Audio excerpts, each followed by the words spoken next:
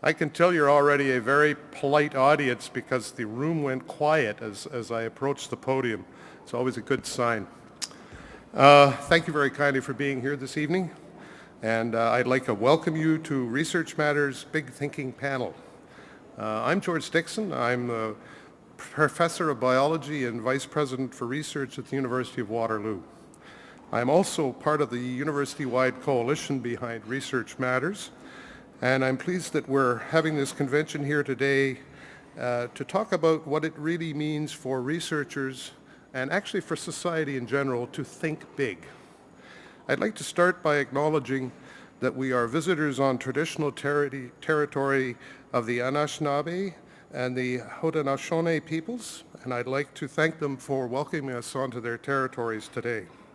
I would also like to thank and welcome the Honourable Dr. Elizabeth Dodswell, the Lieutenant Governor of Ontario, to our event, as well as the gold medal winners of the GTAH Science Fair. Are they here? Can they sort of raise their hands if they're all over here?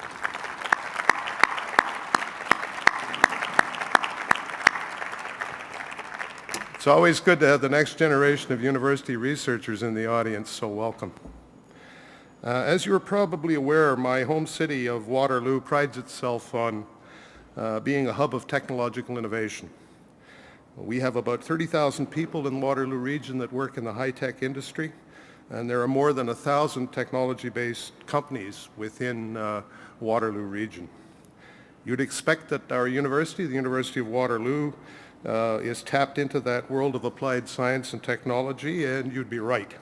We devote significant resources to helping researchers within the university turn new ideas into new products. This is a huge way that our university contributes to the regional, provincial, and national economy. Having said that, it is most definitely not the only way. If all we did was encourage our faculty and students to develop new patents and new products, we'd be heading down a dead end, and we'd be failing in our mandate to fulfill the society mandate of a university. Innovation also relies on research aimed not at merely solving immediate and obvious problems, but also of exploring larger issues or bigger questions. That type of research and scholarship goes by a number of different names, and the names keep changing, but basically you can call it discovery research, you can call it curiosity-driven research, you can call it knowledge creation, it's also called pure research or frankly just exploration. No matter what you label it, it is the type of research where the outcome and the implications of the research activity are not inherently obvious when you initiate the work. Some of them usually are, but often the most important ones aren't. It's research that involves asking questions that might take decades to answer. Frankly, I've seen some research looking at questions where it's not quite obvious that we're ever going to find an answer, but the questions evolve and then we do actually find an answer to the question as it evolves. This type of research is probably the most valuable from a societal perspective. It involves taking risks, challenging limitations, and pushing the boundaries of human knowledge.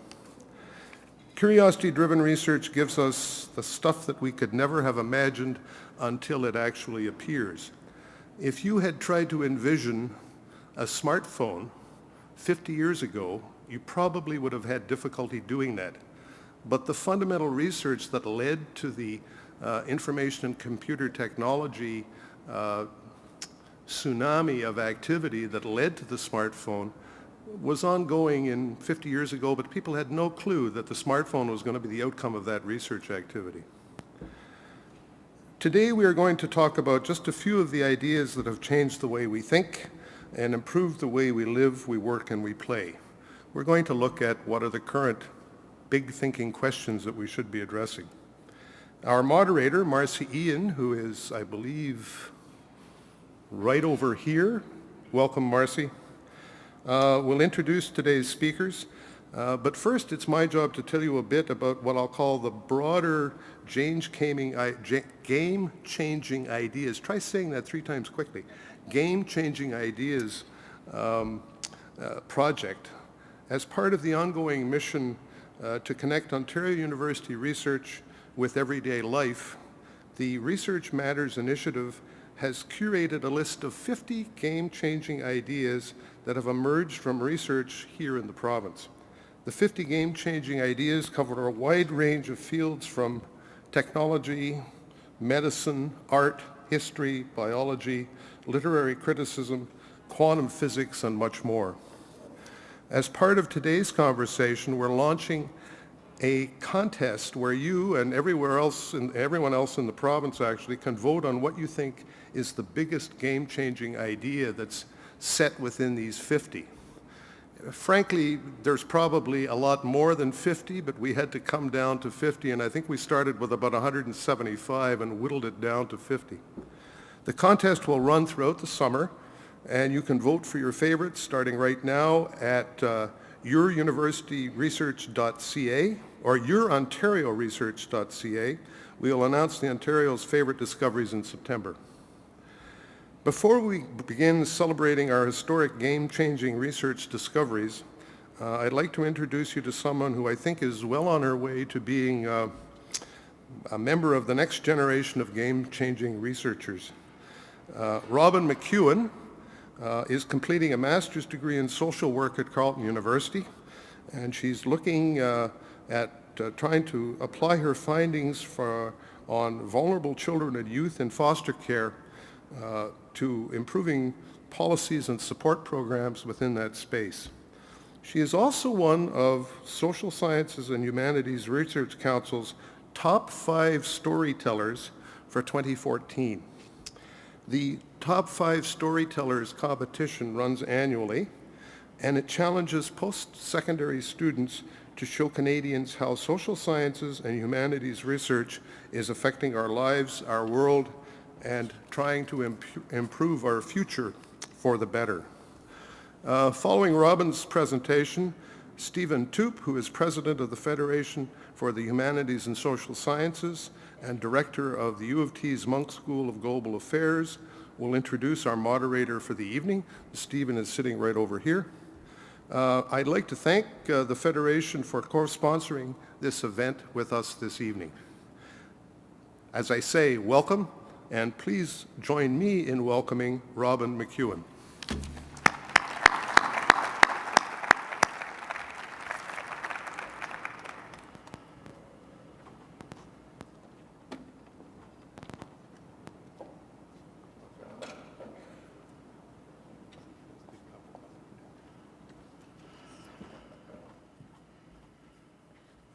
Hello, everyone. Thank you for the introduction. My name is Robin McEwen. I've actually just finished my master's in social work at Carleton University, and I'm going to tell you a bit about my research. So I used to work in the field of social work in Vancouver, and a big part of my job was to find foster homes for children and youth who can no longer live with their families. Now, some kids are easier to find homes for than others, but today I want to tell you about one girl. We'll call her Carly. And she's what we in the field call a hard-to-house youth. Now, Carly was a 17-year-old Aboriginal girl. She had fetal alcohol syndrome. She struggled with addiction, and she lived in 10 foster family homes and group homes since she came into care at the age of 13. Now, most of these homes were set up as temporary placements, and so here her care team was, yet again, sitting around a table talking about finding Carly a new home. A care team is essentially a social support network comprised of paid professionals. I was on Carly's care team to help her find a new foster home.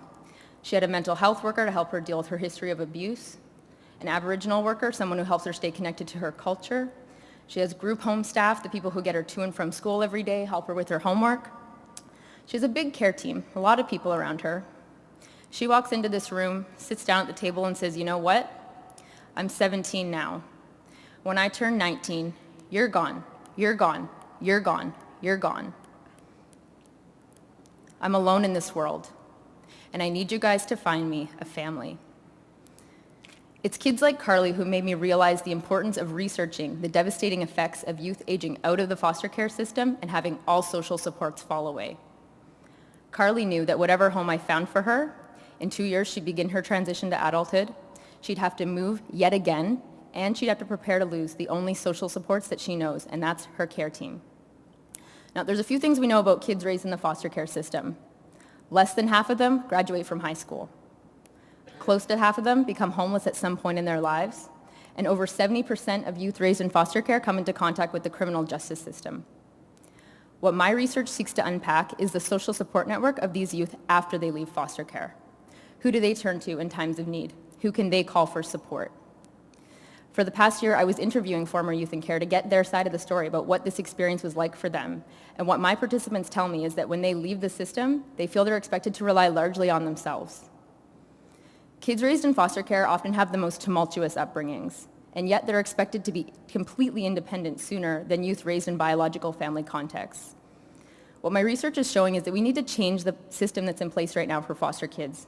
We need to work towards finding relationships of permanency and placements of permanency for youth in care so they have a better chance at a successful future after they leave the foster care system. Thank you.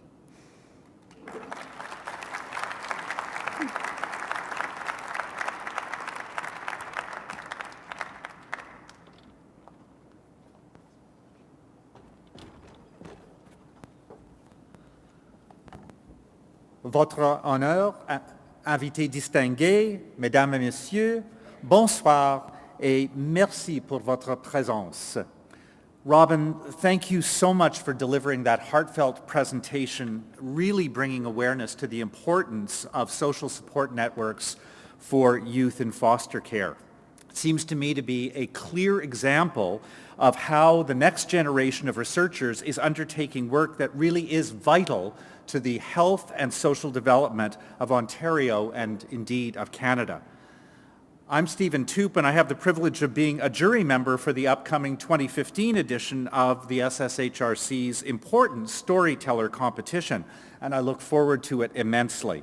And we've just seen why. I wish you, Robin, every success in your continuing work. Thank you as well, Professor Dixon. I'm here as president of the Federation for the Humanities and Social Sciences, and I want to welcome all of you this evening. Je suis très heureux de vous accueillir à cet événement ce soir. The Federation is the national organization and public policy advocate for Canada's scholars, students, and practitioners in the humanities and social sciences. Our membership comprises over 160 universities, colleges, and associations, and we represent a diverse community of 85,000 researchers and graduate students across Canada. The Federation is delighted to have partnered with the Council of Ontario Universities under this Research Matters initiative to bring big thinking to today's agenda. Now, Big Thinking is a lecture series that the Federation is proud to have sponsored for almost 2 decades. Typically, the Big Thinking series takes place on Parliament Hill, where it runs approximately every month when the House and the Senate are in session. The series offers parliamentarians and other decision makers in Ottawa insights from current research on some of the most pressing public policy issues that we face. And it demonstrates the critical contribution of scholarly research to the policy development process. But it's nice to escape from Ottawa. So several times a year, we take Big Thinking on the road, seizing every opportunity to bring leading researchers to other important events across Canada. And today we're pleased to be here in Toronto for the Ontario Research Week. The Federation also brings Big Thinking to our annual Congress of the Humanities and Social Sciences, where over 8,000 of Canada's leading researchers across the social science and humanities disciplines engage with each other, with diverse stakeholders, and with the public to discuss the latest research and its applicability to our world. Congress, now in its 84th year, will take place this year at the University of Ottawa in the spring, and I hope that many of you will join us. The Federation is grateful to the Social Sciences and Humanities Research Council for their continued support of Big Thinking on the Hill, on the road, and at the Congress. Which brings me to tonight's Big Thinking event. As co-sponsors with the Council of Ontario Universities, our intent from the outset is to celebrate game-changing researchers who work right here in Ontario, but who have positive repercussions in their work across Canada, indeed across the globe. While the Council of Ontario Universities contest, which you heard about from George earlier, which allows the public to pick their favorite game-changing discoveries, is still underway, tonight we have 3 such examples to showcase to you. But there's no attempt to sway your votes, so you're still completely at liberty to vote for whatever project you think is most exciting.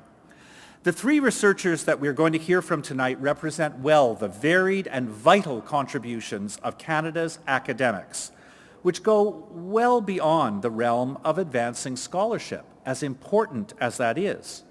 We know that research at its best can have profound impact upon our communities, our society, the economy, on policy. I don't want you just to take my word for it or even the academics' word for it. Tonight, we'll be treated not only to the insights from leading researchers you've seen on the agenda, but to a discussion with members from civil society who offer firsthand their insights on how these research discoveries actually bring change to people's lives here in Ontario and outside. I'm certain that you're going to be very interested in what they have to say. Tonight, we're very fortunate to have Marcy Ian with us to moderate Big Thinking, and I'm delighted to introduce her.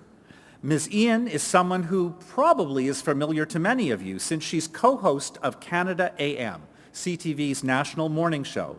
Ms. Ian's work has taken her across Canada from Halifax, where she joined the CTV National News as a reporter in 1997, to Vancouver, where I saw her when she was news anchor for CTV's Olympic Morning at the 2010 Vancouver Olympics. In 2010, Ms. Ian was recipient of the Black Business and Professional Association's Woman of Honor Award. She's traveled to Sierra Leone on behalf of Journalists for Human Rights, and has been honored for her dedication to children's charities, including World Vision. Ms. Ian sits on the board of DARE Arts, a Canadian not-for-profit organization that uses arts education to empower children to become leaders, and she's on the advisory program for Centennial College's journalism program. I'd like to call Marcy Ian and our 3 researchers and civil society spokespeople all to the stage now, and I am delighted to pass the podium over to Marcy Ian. Thank you, and please join me in welcoming our panelists this evening.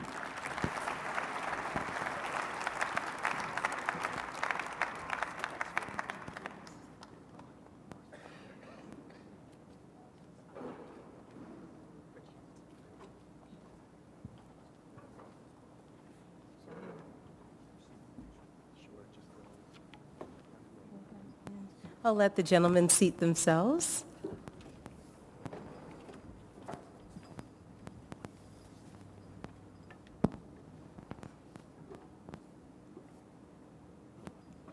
What an esteemed group. It's my privilege to be here. Good evening, everybody. How are you? Fine. Hello? What is a game changer? So I was thinking about that. Passion, persistence, patience, and immediately, because of the term game changer, I thought sports analogy, and when it comes to sports, I think basketball first. So here's the analogy.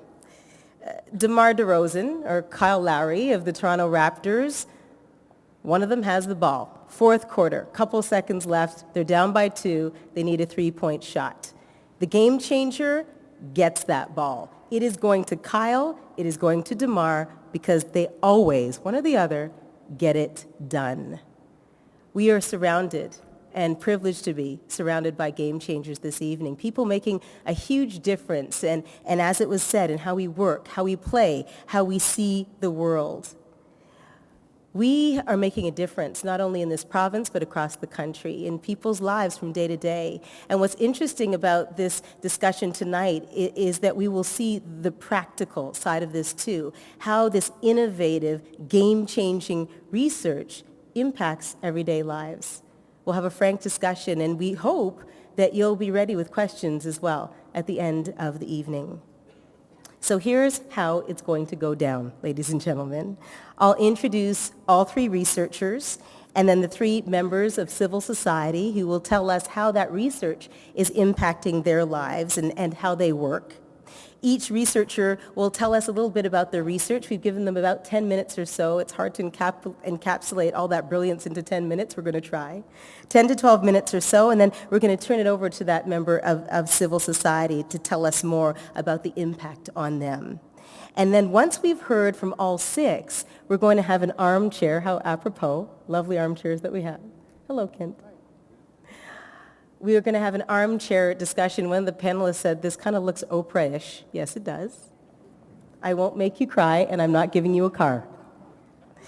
But we will have an armchair discussion about various aspects that come up. So I will be taking notes as the gentlemen speak and maybe ask the questions that you're thinking. And if I've left anything out, then feel free to participate at the end in the Q&A, and you can see that microphones have been set up for just that purpose. Social media matters, and it matters in a big way. So for those of you following the conversation at home or watching from home, we encourage you to tweet us. Tweet us a question. We'd love for you to do that. The handle is @OntarioResearch, all one word, @OntarioResearch, and the hashtag is Research Matters. So we welcome the social media component. Please tweet us, get involved that way, and we'll maybe try and use a question or two later from that aspect of everything. So without further delay, I'd like to introduce our esteemed panelists. Gerald McMaster is a curator, an artist, an author, and professor of Indigenous visual cultural and critical curatorial studies at OCAD University. And he's going to be speaking to us tonight about revolutionizing Canadian art through the Group of Seven. It's so very interesting. I had a chance to speak to Gerald for a couple of minutes earlier today, and he used a great phrase. He said, we're indigenizing, I love that, we're indigenizing various institutions. And I said, that's a great line. So we'll hear more about that. He'll tell us how the Group of Seven members influenced the next generation of Canadian artists. Even today, many see the Group of Seven's art as a symbol of our identity, our Canadian identity, our unique identity. Gerald received his PhD at the University of Amsterdam School of Cultural Analysis, Theory and Interpretation, and indeed was just getting off a plane when I spoke to him last night and again today. And we were able to speak. He travels a lot. His expertise is sought out all over the world. Following Gerald's presentation, we'll hear from Kent Monkman. And Kent is a Canadian artist of Cree ancestry who works with various mediums, many of them including painting, film, video, installation, performance. He has had solo exhibitions at numerous Canadian museums. He's right across this country, including the Museum of Fine Art in Montreal, the Museum of Contemporary Canadian Art here in Toronto, the Winnipeg Art Gallery, the Art Gallery of Hamilton, and participated in various international group exhibitions as well. Then on to Michael Geist, law professor at the University of Ottawa, where he holds the Canada Research Chair in Internet and E-commerce law.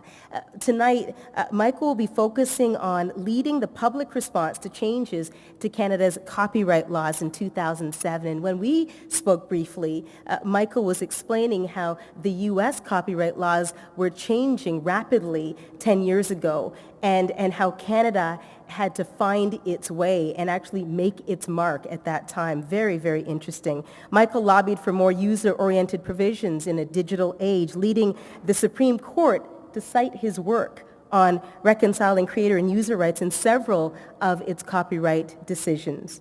The Modernized Copyright Act of Canada now takes users into account in everything from educational users of copyright works to creation of user-generated content.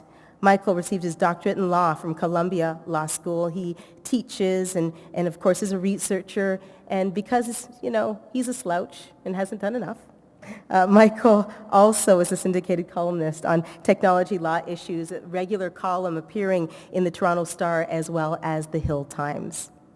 Brent Roe is a university librarian at Laurentian University, and Brent is going to respond after Michael and tell us how his work has really impacted him, how Michael's work has impacted him, how it impacts his work life, and how he goes about doing his daily duties and responsibilities at Laurentian. So looking forward to hearing about that, Brent.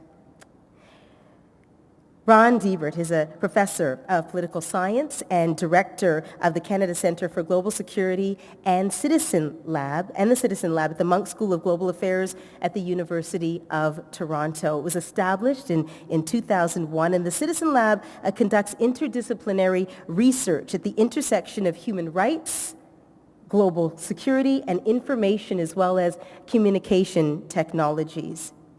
Citizen Lab researchers have uncovered cyber espionage. We know how topical that is right now. They've discovered cyber espionage networks right around the world that literally target civil society and threaten human rights. So Michael's group interweaves all of this on a daily basis. Citizen Lab research reports are often the subject of world news, including having its reports covered on the pages, the front pages, I should say, of the New York Times and Washington Post 11 times over the past 7 years.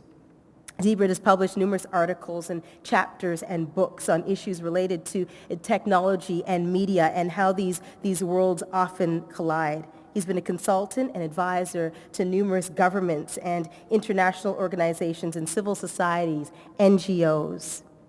So impressive. Urgyen, and I pronounced it correctly, right, Urgyen? He showed me how. Told me how. Urgyen Badheytsang is Creative Director and Canada National Director for Students for a Free Tibet, an international organization with some 70,000 members worldwide, and that's in more than 50 countries. SFT Canada works to empower youth, and the young people are our future. So we're talking grassroots, and that's important. So to empower youth for social justice through the principles, and get this, it's non-violent direct action and civil disobedience modeled after Gandhi's movement. He's a full-time human rights campaigner, and Urgyen holds a Bachelor in Visual Communications Design from OCAD University. His core project at OCAD University was the evolving design of protest, because it is ever-changing, highlighting major changes in social advocacy in the new age of social media. We're hearing about social media a lot tonight, and cell phones. Impressive panel. So without further ado, I'd like to call on Gerald McMaster, OCAD University, as well as Kent Monkman, artist, to speak. We'll start with you, Gerald.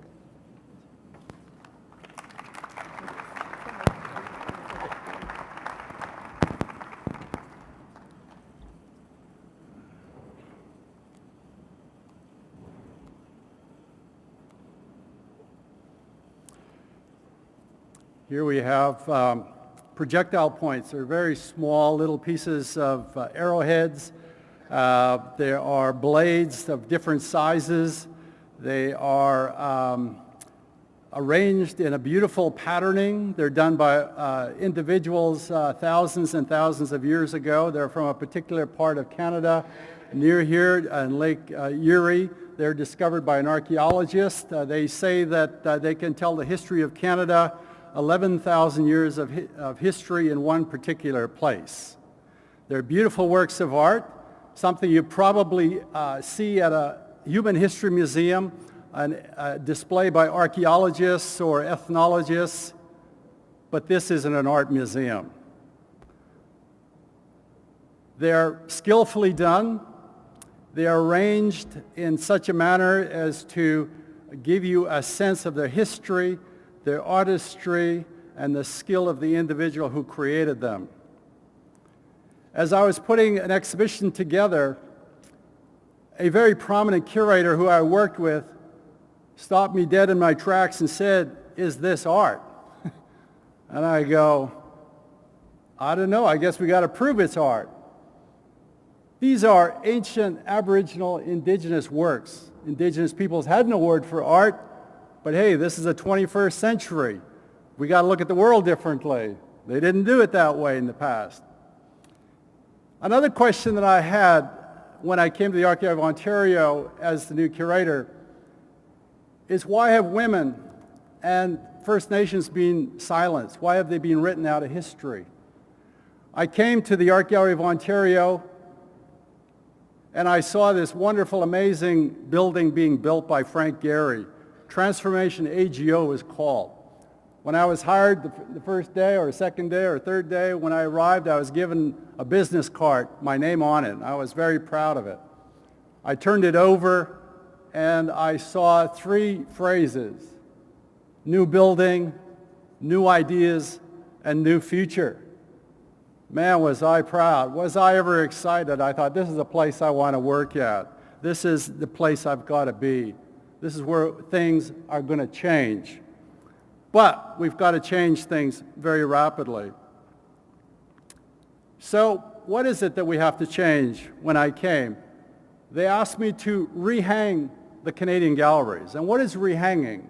Well, you might think it's just moving a few pictures around and, decorating a home. Yeah, it's that simple, but it's also very hard. Rehanging takes ideas, very, very strong ideas.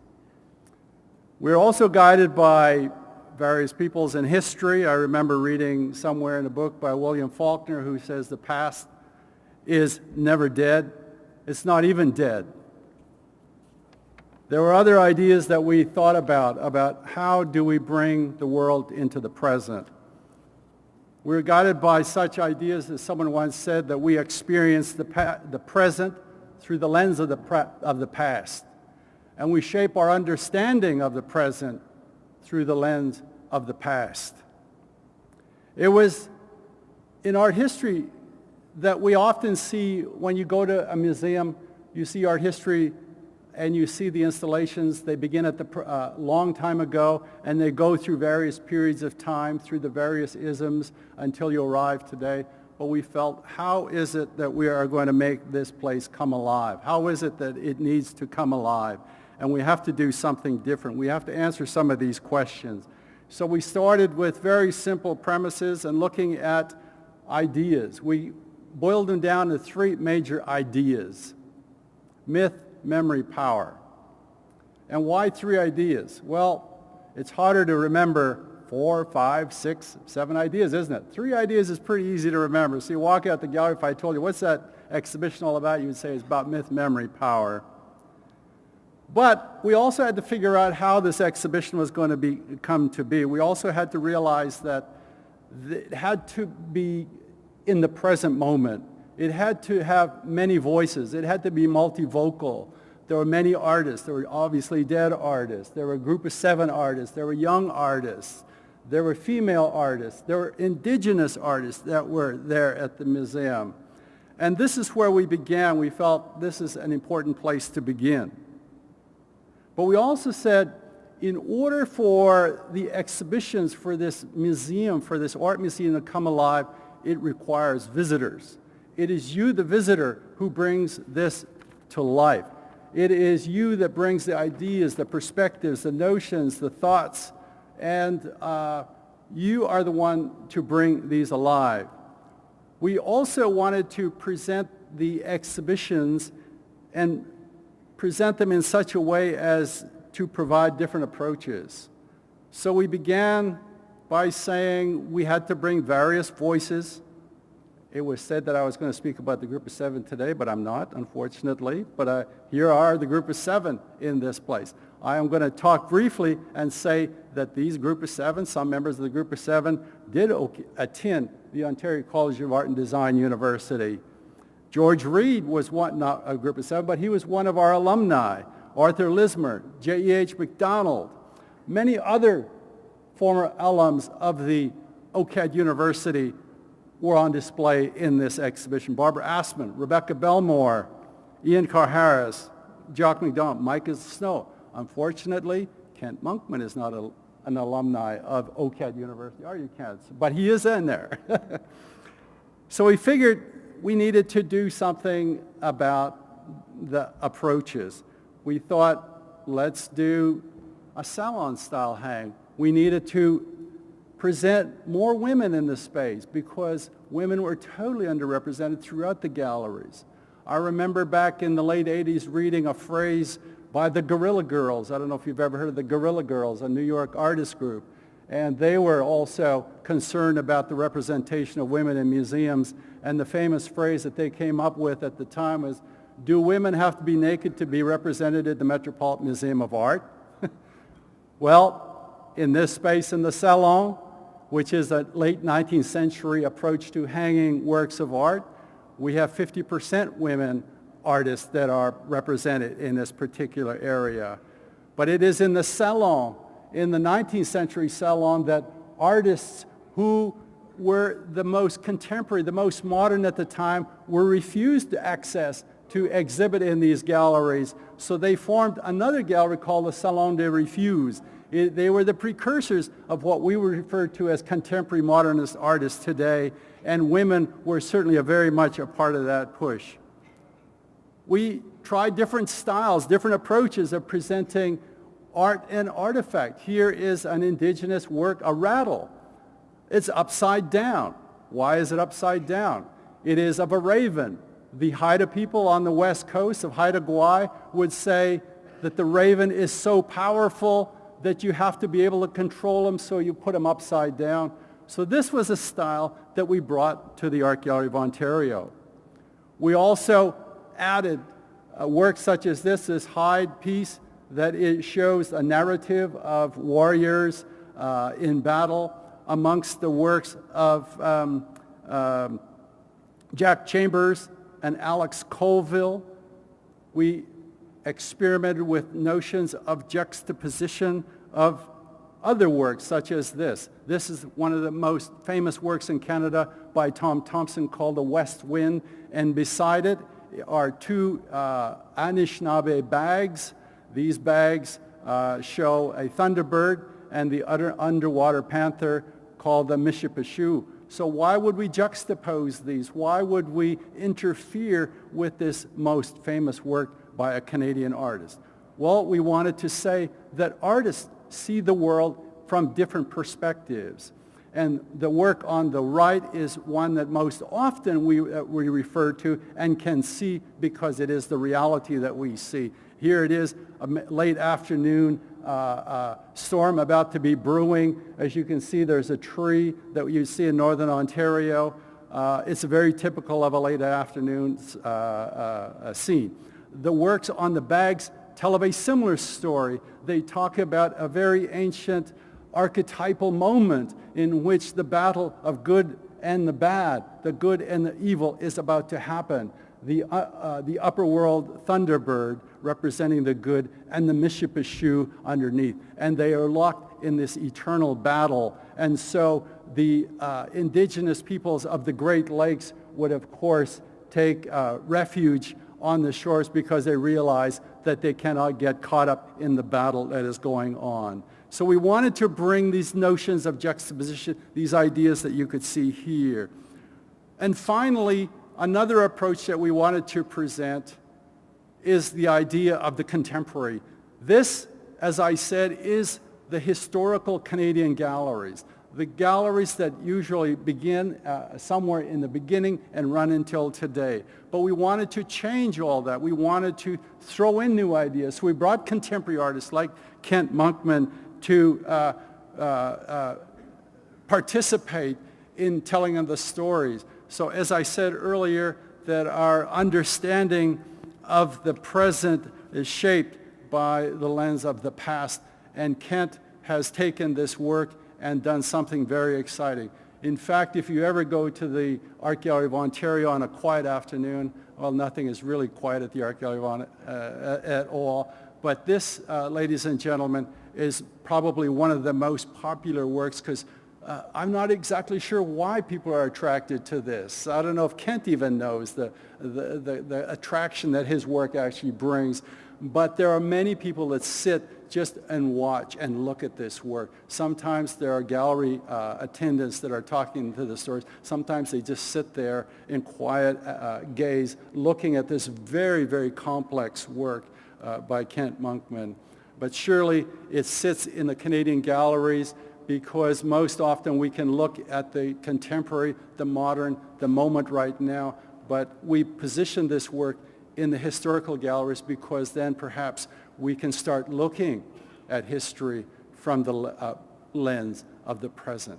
So ladies and gentlemen, what we try to do at the Art Gallery is to present new ideas through various approaches, and that you as a citizen and as a gallery goer who brings life to these exhibitions, who bring your perspectives, who will also bring your voices, because you see these exhibitions from various perspectives, whether you're a pilgrim, whether you want to bring, you come alone, you're a craftsman, you're somebody who really enjoys a work of art, you're somebody who wants to bring your grandmother, your children. You come to the museum for different reasons every day. You never come to an art museum the same way. And it is this approach, these ideas, that we wanted to challenge not only ourselves or the curators that I'd worked with, but we wanted to challenge you, the visitor. So ladies and gentlemen, I'm going to introduce Kent Monkman, who I have worked with. And one of the reasons that I have asked Kent to come and say a few words is that all the artists that I work with, I treat them as intellectuals. That is my training. That is how I see artists, because they do amazing work. They do research. They do reflect on the big issues and the big ideas of our society. They ask new questions. They have new ideas, and they make you see the world very differently, whether it's in very, very straightforward paintings, whether it's in video, whether it's in performance, or whatever. They allow us to understand ourselves, our senses, our identities, and who we are as Canadians. So ladies and gentlemen, thank you very much, and I'll invite Ken to come up.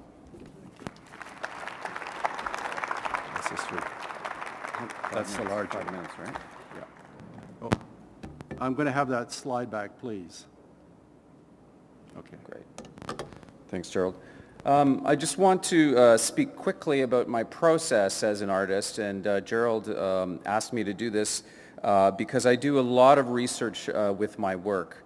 And I've been painting for many years, and there was a turning point in my career where I felt that I needed to kind of look back into art history to understand some of the problems that exist in our museums today about how First Nations people have been represented. Often as a contemporary artist, I would find myself being relegated to the Aboriginal gallery, even though I consider myself, a contemporary artist. So I wanted to understand why museum practice was doing this, but also this curiosity led me into art history, and I learned a lot about the 19th century painters who were creating images about First Nations people. And that's really what the crux of my work has been about over the last 15 years, is to examine the work of 19th century painters, North American artists like Paul Kane, Canadian, George Catlin, Albert Bierstadt, a number of painters whose chosen subject were the first people of North America. So I've done a lot of research, gone to museums all across North America, looking at their paintings and also reading their journals to understand their work, to understand the subjectivity in their work, and to understand why, for instance, they chose to represent First Nations people in the way that they did. So there were a number of themes that emerged in that process of learning about their work. And of course, one of the main themes was the artists of that period, and in general people of that period, really believed that First Nations people were a vanishing race. So artists like George Catlin and Paul Kane really emphasized this idea in their work, in that they wanted to encapsulate Native people in kind of frozen in time in this period of the 19th century. They considered First Nations people who had, who wore European clothing or showed cultural influence of the European settlers, that it was a form of contamination. So when I understood more about the artists and some of the intent of their work, it helped me to understand a lot better why museums were also kind of perpetuating these ideas in the way that they were not only displaying work from the 19th century as a kind of a voice of authority on First Nations people, but also how they were perpetuating ideas that originated in the work of that period. For instance, there's the work of George Catlin, a very famous painting that I've, reacted to a number of times. It was a painting, a scene called Dance to the Bear Dash, and it was an honor dance performed in the Sac and Fox tribes of the third gender, the male who lived as the female in that community. And, he made the painting, he showed that scene, but in his journal he talked about how it was one of the most disgusting things he'd ever seen and how he wished for it to be extinguished forever. So George Catlin for me really became this person, this man of contradiction that I've, taken to task on a number of different ways about how First Nations people were represented. And I think with this project at the Art Gallery of Ontario, this is really something that I've done. This is kind of a good example of the work that I do with a number of museums, both in the United States and Canada, as I get the opportunity to go into a museum and look through their collections, sometimes quite randomly, sometimes with a very strong focus, to work with curators, to find objects, to find two-dimensional images, to find anything that will help me to kind of unpack some of these problems from the art of that period. And so this process that Gerald led me through at the AGO was a fascinating journey for me because I discovered many things about art from that period, Aboriginal artifacts and European paintings and Canadian paintings, and I found themes that related across the different cultures, things that were different, things that were similar. And so this is really a kind of at the core of my work is finding similarities and differences from the different cultures and stitching them together in these paintings, which are often quite complex. So I think that pretty much covers it. Thank you.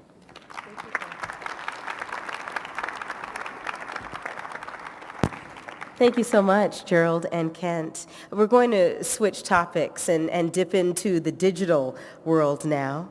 Michael, I want you to come up and tell us how the digital world has really changed copyright laws. So much has happened.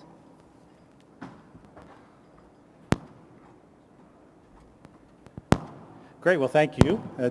And thanks so much to the organizers for the invitation. It's an honor to be part of such a great panel focusing on important and diverse issues. So as you heard, I hold the Canada Research Chair in Internet and E-commerce Law, which means that I get to focus on a lot of different things, whether it's privacy or telecom, but it's copyright that I have to say is really my first love and the one that I'm really excited to have the chance to talk a bit about. I think the reason is that copyright affects all of us in a myriad of different ways, whether we think about it from an educational perspective and a research perspective, whether it's about us as consumers and some of the rights that we have, whether it's about commerce and new innovations that we're looking to see take place and how copyright can enable and at times restrict some of those activities, and of course the creative process as well and what it means to both protect creators and allow creators to build upon the past in a way that they've got the kind of flexibilities they need. Now, given the kind of importance that copyright has had, as you heard at the outset, we have in Canada faced an enormous amount of pressure in terms of what our laws could or should look like. We're not alone in that regard. Lots of countries face that kind of pressure. But given where we are situated geographically, living, of course, right beside the United States, the largest exporter of a lot of copyrighted works, we have faced perhaps more pressure than any other country when it comes to what our copyright laws could or should look like. But we also face pressure certainly from Europe with the trade agreement with the European Union and major lobby groups as well. And so given that pressure, it may come as a bit of a surprise to hear that I think it's fair to say that Canada has emerged in the last couple of years as one of the most friendly when it comes to user rights anywhere in the world. What I want to do is talk a little bit about how that happened. And as I mentioned, as you may have seen at the first slide, it all culminated in 2 weeks. 2 weeks back in 2012, where over this period, you can see there, June 29th to July the 12th, 2 major events take place over that period of time. On the 29th of June 2012, the government wraps up what had been about a decade or even more worth of debates, very contentious debates, over copyright reform with a bill known as Bill C-11, and it receives royal assent. And then just a couple of weeks later, the Supreme Court of Canada gives copyright geeks like me sort of Christmas, Hanukkah, and just about every holiday you can imagine, all combined into a single day where they release 5 copyright decisions in a single day. Comes to be known as the copyright pentology. And so those 2 events really put us on this trajectory to become one of the most user rights friendly countries in the world when it comes to copyright. Now, what's the backstory? How did this come about? All of this plays out over a period of about a decade or so.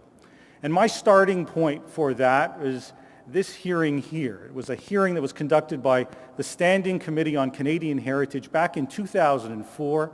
It was chaired by then a Toronto area MP by the name of Sarmeet Sam Bultay, who was also the Parliamentary Secretary for Canadian Heritage. This committee holds a half day on each of the major contentious issues, a half day for education, a half day for the role of internet service providers, a half day for international treaties, and adopts what is a unquestionably strong, very inflexible approach. It's one where the lobby groups play a very significant role, and one that certainly U.S. government, which was pressuring us, would have been very happy with the outcome. The goal was to try to encourage the government to move forward with legislation. And sure enough, a number of months later, we get the first attempt at those reforms, a bill known as Bill C-60. Now that bill is introduced by a Liberal government, and it's a bill in which we find there is practically nothing from a user perspective. There's nothing in the way of reform to fair dealing, which would be Canada's version of fair use, no consumer exceptions, no internet-related exceptions, nothing to deal with statutory damages that, as we've seen sometimes in the news, can leave individuals facing hundreds of thousands or even millions in liability. We do find new restrictions in the way of what are known as digital locks that can be used to lock down digital products like DVDs or electronic books. And we do find some protections for telecom companies or internet service providers who've always been a pretty powerful voice in all of this. Now, this bill doesn't go anywhere. The Liberal government falls, and we get an election campaign. This was the campaign, you may recall, that straddled the December holidays. It started in early December, wrapped up in January. And Sam Bultay, here in the Toronto area, in the Toronto riding of Parkdale High Park, has a fundraiser that's being held for her 4 days before the election. It's being sponsored, and you can barely make it up at the top there, by Doug Frith, who headed the Motion Picture Association at the time, Graham Henderson, who was head of the Music Industry Association, the heads of the Software Association and the Publisher Association. So the major lobby groups had come together to put on this fundraiser 4 days before the campaign. Now, whatever you think about copyright, the notion of bringing in the major lobby groups funding one of the lead decision makers on this issue really, I think, raises some ethical questions about the willingness to take that kind of funding. And so I blogged about it under this blog here. That's what Friends are for. And a lot of other people did as well. In fact, the issue became, as Maclean's described it, as Bultay versus the bloggers, as people within that riding began to really take notice of copyright and some of the concerns that were emerging. In fact, at the very first all-candidates meeting, Bultay was there in a stage, I guess, somewhat similar to this, in your proverbial church basement, a number of blocks, I suppose, from here. And all the candidates were asked if they'd be willing to take the copyright pledge, where they would agree not to take any money from copyright stakeholders, whatever the perspective, so long as they were in one of these decision-making processes. Some of the candidates, including a new NDP candidate by the name of Peggy Nash, said yes, she would take the pledge. Sam Bultay said that she wasn't going to let Michael Geist and the Electronic Frontier Foundation and those pro-user zealots try to intimidate her and silence her, which I took to be a no. The election takes place several weeks later, and in an area here in Toronto, in the GTA, where only 2 ridings changed hands. One was Olivia Chow's riding, and the other was this riding here in Parkdale High Park, where thousands of votes switched from Bultay ultimately to Peggy Nash, who many of you may know. as that riding changed, and copyright played a role in that change. Now, in the months that followed, we began to see various groups, musicians who were unhappy with the industry perspectives, begin to emerge and speak out, whether it was musicians or artists, the privacy community, and also the academic community. This was the first of 3 books that I led together with many other researchers from across the province and across the country, as we published under open access licenses, so all these books are free to download, talking about a different vision for copyright. Now, we get a change of government, and by 2007, it's now the Conservative government, and Jim Prentice is the MP, and he's about to introduce legislation in December of 2007. Only a funny thing happens on the way to that legislation being introduced. It wasn't. I started a Facebook group called Fair Copyright for Canada about a week before the legislation was to have been introduced, and while I recognize that by today's standards that sounds pretty unremarkable, at the time the use of social media for advocacy purposes was really in its infancy. And so first 500 and then 1,000 and then 10,000 people joined the group. Ultimately 90,000 people join, and there are Facebook groups that pop up in communities across the country. We blog about it. There are meetings where the minister is actually having a holiday party, and people will drive some instances hours just for a couple of minutes with the minister, now of course the Premier of Alberta, just to talk about a piece of legislation that hadn't even been introduced yet. Now, the government actually blinks. It doesn't introduce the legislation at that time, but it comes back 6 months later. Now, I wish I could tell you that the government saw the error of their ways and came up with something that had a lot of the user interests at heart, but it didn't. Practically nothing changed, but by then the public had become engaged. So much so that Industry Canada receives 30,000 physical letters within weeks of this legislation having been introduced. Those Facebook groups begin to meet in real space in communities like Vancouver or here in Montreal, where they set up a wiki to talk about what they could do and become more engaged on these issues. We used things like Google Maps to cover media coverage and talk about whether it was positive or negative. In this case, red was negative, yellow was neutral, and blue was positive. So the media coverage was generally very negative. Used Google Calendar to talk about local meetings, and even had t-shirts and mugs, which my wife would like me to throw out by now, all around Fair Copyright for Canada, and ran a YouTube contest, C61 in 61 seconds, where we had artists and the Ontario Privacy Commissioner at the time serve as judges. All of this has such an impact that MPs from across the country say that copyright is one of the top issues that they hear about all summer long, with some even holding town hall meetings on the issue. When the government comes back, rather than reintroducing this legislation, it holds copyright consultations. And once again, the public shows up at a time when many instances the public doesn't become actively engaged when the government asks for opinions. More than 8,000 people participated in this public consultation. So that by the time the government introduces legislation in 2010, passing it, though, 2 years later in 2012, the academic community has talked about it. Here's the next book that we do talking about this legislation itself, and things have changed. We get new purposes for fair dealing expanded to include things like education, parody, and satire. We get new exceptions for things like making backup copies. We get new internet exceptions, such as the first in the world, an exception for making non-commercial user-generated content, so that people who make new kinds of creations using remix and mashup know that that kind of work will be lawful. And we create new standards for liability so that those who may infringe but for non-commercial purposes don't face the prospect of losing their life savings. Now, at the same time that that's taking place quite quickly, the courts are shifting as well. If we go back to 1990, which was when the court had previously talked about copyright, we find that it talks about copyright in the context of having a single purpose, passed solely for the benefit of authors of all kinds, whether their works were literary, dramatic, or musical. The kind of work that we've seen and people speaking out on these issues begin to presage a shift at the court as well. So that by 2012, in a case involving a Quebec artist known as Claude Deibert, we get the court talking about the danger not only of under-protecting, but also the dangers that exist with overprotecting, as those restrictions may unduly inhibit the ability for people to use works, to build upon the knowledge of others. 2 years later, in 2004, in a case that actually also was local, the Great Library in Toronto, just a few blocks away, the court talks about the issue of copyright exceptions, things like fair dealing, being user rights, and the need to strike a balance between, on the one hand, creator rights and user rights on the other. All of which leads us to this copyright pentology. Here's another book that we ended up doing on this, also available through open access, that examines the various decisions.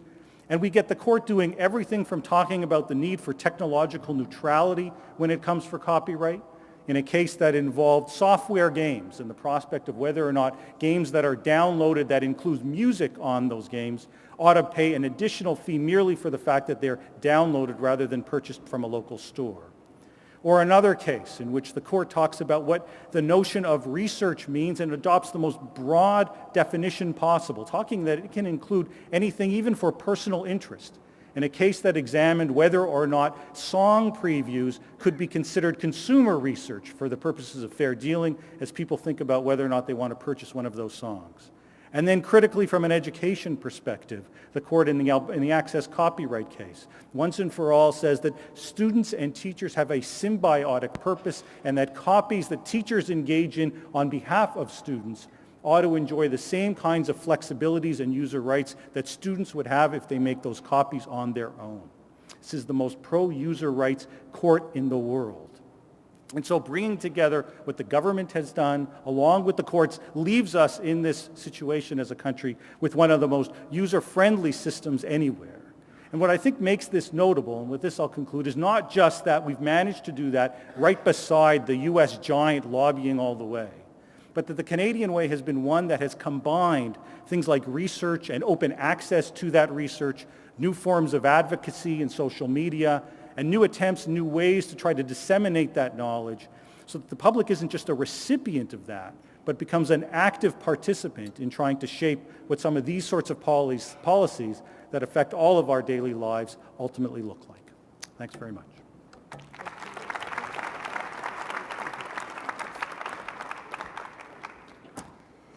Thank you so much, Michael. Now the response. Brent, Laurentian University librarian, want to know how your life has been impacted, your daily life, your work life, by Michael's work.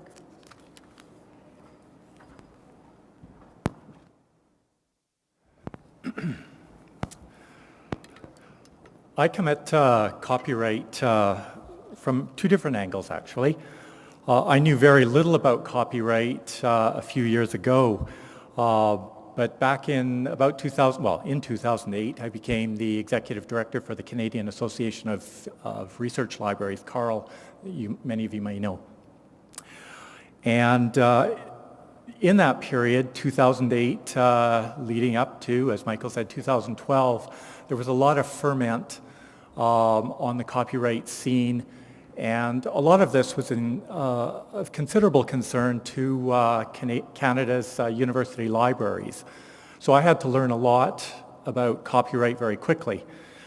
One of the first pieces of advice I got when I took that job was that the best thing I could do would be to subscribe to Michael's blog, which I soon learned came out almost every day, every couple of days anyway.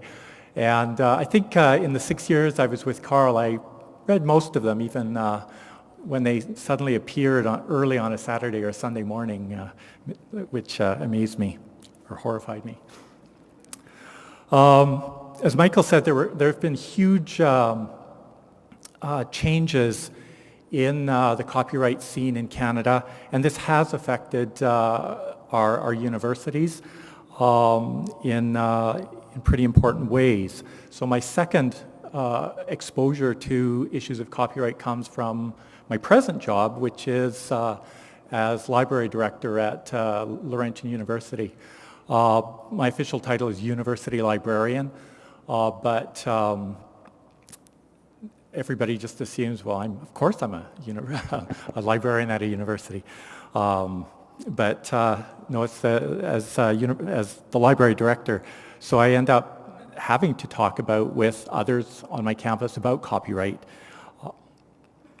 And like many universities, we're considering whether to step outside of our relationship with our national English language copyright collective, Access Copyright, I don't know what our answer will be, but it's something that we have to talk about on our campus and on many campuses. And so again, I was preparing some briefing notes for my VP recently and went onto the internet, as good librarians do. And one of the first things I came across was one of Michael's blogs from last fall, talking about the newest blanket license offerings from Access Copyright. And of course I found it informative and helpful. So the scene has changed dramatically in the last decade, and even the last 5 years. We've moved, and I'll just talk about the university setting. We've moved from a period when all the universities were paying huge fees to our copyright collectives, Access Copyright and Copybec in Quebec, for a blanket license that allowed us to do certain things that we assumed were above and beyond what we could probably do outside of such an arrangement. And at a certain point, in 2004, the Supreme Court told us that we had certain user rights and that fair dealing was one that we could make more use of likely, and it probably had much greater application than we were giving it, which caused people, especially in the libraries, because we're paying license fees all the time, and we're also having to advise others on campus, faculty as teachers or students as users of copyrighted materials, what they can and can't do. So we're concerned about these things. This went on. In 2009 or 2008, Access Copyright decided to propose to the Copyright Board a tariff that would see a vast increase in the price that universities would be paying for a blanket arrangement with university or with the copyright collectives.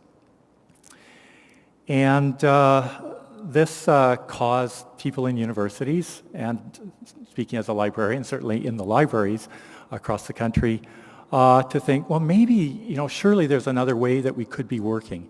It looks like we're being asked to pay a lot more for something that we think is actually becoming less valuable as we move more to direct licenses with digital vendors, publishers.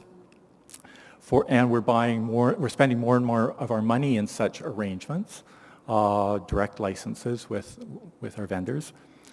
And as well, the world of open access has been developing. Perhaps there are certainly more that can be, we can benefit more from open access as well, and various other considerations. So I know that many of my counterparts would be talking to their university administrations about this and saying maybe we can find another way to work. At the same time, of course, the courts were working through a case, I think that Michael mentioned, where the ministers of education across the country were looking at a dispute with Access Copyright on what should be allowable as fair dealing in the schools. That would become important in 2012 as one of the pentology decisions. And then finally, again, as Michael outlined, the copyright reform series of bills between 2006 and 2011.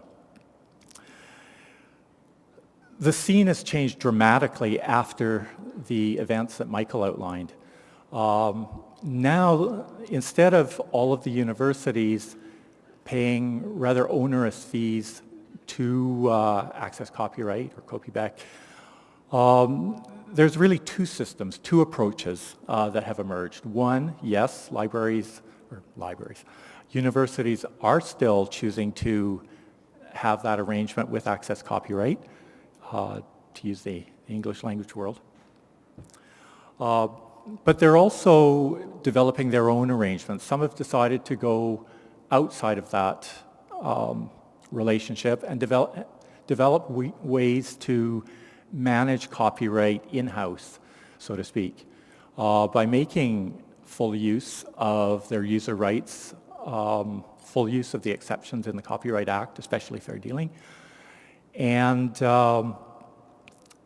that's not free. It still costs money. Often they hire a copyright advisor or copyright officer to work with the community to educate users so that they stay within the requirements of copyright, but also how to make use of the rights that users do have under the Act. But a lot of money has been saved across the country collectively by both that approach and, I think, as we go forward, even those universities that will choose to continue to have a relationship with, a licensed relationship with our copyright collectives will also save money because the new licenses are much less expensive, much more appropriately priced probably. So this has been a huge impact for all of our universities and will be a huge impact. It's also saved money in many cases for students because often it's student ancillary fees that have gone to support copyright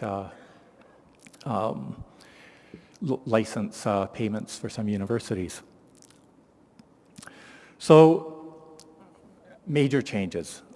I want to leave that at that point, but I want to go back to Michael Geist himself. He's been a huge influence on this entire process. Not just him, but heavily Michael. He's been forefront in many ways. His research, his academic research, is probably most appreciated by others in faculties of law across the country, and I'm sure that's all very good. But that research informs his popular writing through his blog, through his newspaper columns, that have influenced advocates and lobbyists, such as myself when I was with Carl, that have influenced deciders, because I know that there have been many members of parliament, judges, who else? I had a whole list in mind, but people who decide policies who aren't experts in copyright, in the details of copyright technology and law, but who came to understand issues through Michael's columns and blogs. And also the end users, such as myself in my own position, who need to work in my institution with my administration and with my colleagues to decide what we need to do around local copyright policy. His columns have been immensely important for helping Canadians who have a vague idea that these issues around copyright, especially as they use the web, as they use the internet, they have a vague idea that there are important issues there, but they don't always understand them. And Michael, without dumbing down the issues, and you might need to read a dozen of the columns on a given topic, fair dealing, whatever, digital locks, to finally get a whole picture, but he's educated thousands of Canadians that would never have understood these issues, would never have had the language to write to their MPs, to talk to have informed discussions on their campuses. And so this trickle-down effect of the research that Michael has done and the writing and explaining has been crucial. And I think that we can't underestimate the importance of researchers who, yes, do their research and yes, do publish academically, but also inform the rest of us. And in this case on copyright, which has been so important for our universities and other settings, of course. Thank you.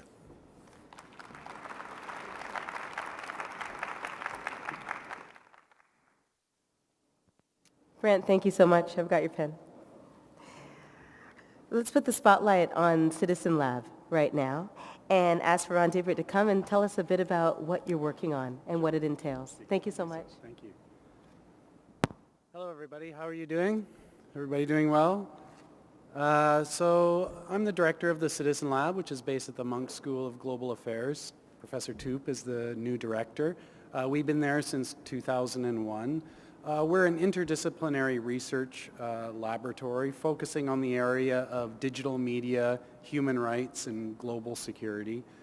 We apply a mixed methods approach to the topic. So by that I mean we combine the skills and methods of computer science, engineering, social science, law, and field research to uncover how information controls operate, often in ways that are not apparent to the average user, and focusing on questions that are important for human rights. We're not an activist group or an advocacy group. Instead, we try to zero in on issues that will be important for civil society, such as documenting patterns of internet censorship worldwide, looking at internet surveillance, and computer network attacks of various sorts. We've been called kind of a CSI of cyberspace, and I think that's kind of appropriate. I think most people know us for a 2009 report called the Tracking GhostNet Report, and it was a very big report for us. It was covered widely in the world media when it came out. It was the first public documentation of a China-based cyber espionage report. Now that's much more common. Back then it was very rare. It was on the front page of the New York Times and the Globe and Mail and just about every world media outlet on that day. And one of the reasons it was covered so extensively in the world media was because of the scope and scale and significance of the victims of this cyber espionage campaign. So the GhostNet attackers that were based in China were able to compromise the computers, thousands of computers in hundreds of countries of some very high-profile targets. And there's a sample list, so the United Nations, ministries of foreign affairs, embassies, diplomatic missions, United Nations, ASEAN, Associated Press, on and on and on. So it was truly quite remarkable in terms of what we had uncovered. We spent many months analyzing the data and effectively had a bird's eye view, if you will, behind the back view of what the attackers were seeing, how they were able to do this, who they were targeting, what they were exfiltrating or taking from the computers under their control. Now, we didn't set out to discover a cyber espionage network. The way it all started for us was actually working with Tibetan communities. So just before we published that report, about a year before, we became aware that Tibetan communities, especially in Dharamsala, where His Holiness the Dalai Lama is located and the Tibetan government in exile are located, but Tibetans really all over the world were concerned. They had feelings that maybe their computers were being spied on by the Chinese government, but they had no evidence for that. So they took really what was a great risk. They heard about us, they came to us and they said, will you take a look at this? And in doing so, they really entrusted to us access, unrestricted access to their computers in several locations. So our researchers went to northern India, we went to offices in New York and London, here in Toronto, and we effectively wiretapped their machines with their consent, We also looked very closely at emails they received, and through that we found out, yes indeed, the Tibetans, the office of the Dalai Lama itself is thoroughly compromised by China-based attackers. They can see everything that is being communicated and all the documents on their computers. Now, we also found out through that how the attackers were able to do this. And that's because the attackers were sloppy. They made a mistake. They forgot to password protect a web-based interface that was a meticulous documentation of all of the victims. And so through that, we were able to see essentially what they were doing. Now you may ask, how does an attacker like this get inside someone's computer? Well, the way it works in this case and in most cases we find is through social engineered emails that have attachments that contain malicious software. This is an example of one of the emails. It's kind of ground zero of the report that was received by the office of the Dalai Lama. And it is an email that contains an attachment with malware. Now, if you look at this email, you'll notice right away, this is not your typical spam. It's not an advertisement for Viagra, or it's not something coming from a Nigerian prince looking to offload millions of dollars. It looks legitimate.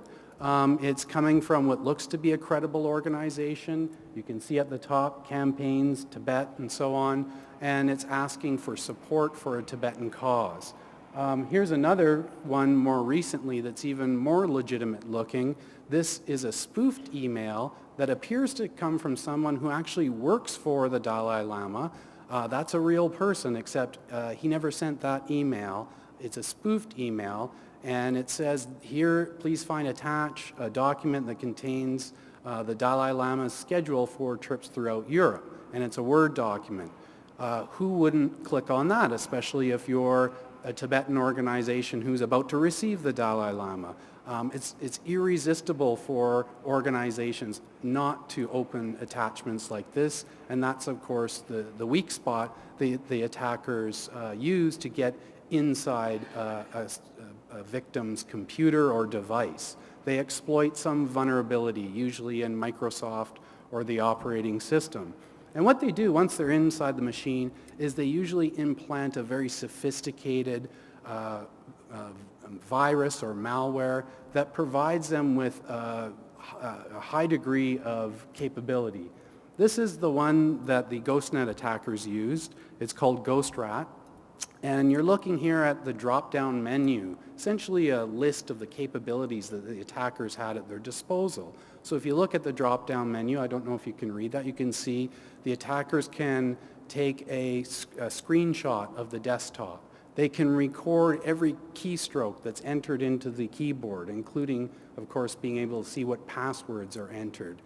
Most importantly, they can turn on the audio and the video, effectively turning anyone's device into a silent wiretap or a listening device. So these are very powerful capabilities that were at the hands of the attackers.